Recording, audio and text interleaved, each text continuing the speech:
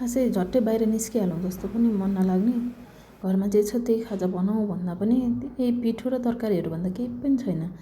अलिकति प्याज, टमाटर, लसुन अनि इस्कुस काटेँ, धेरै मसिनो नहुने गरेर मिक्सरमा हालेँ।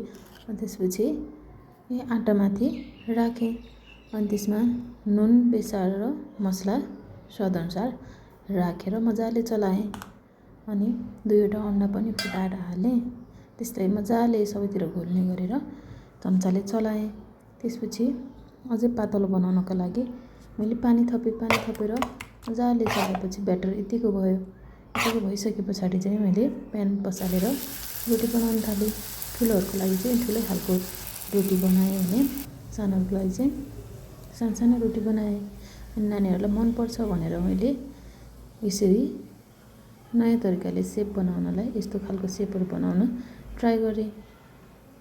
हेर्दै खँ लाग्दो जस्तो देखिन्छ कि भनेर बनाएको, तर यस्तो भयो कानै च्यातिएको जस्तो। सबै थोक मिक्स गरेर बनाएको रोटी चाहिँ मेरो नानीहरूलाई एकदमै मनपर्छ। हजुरहरू पनि इस्कुसको रोटी ट्राई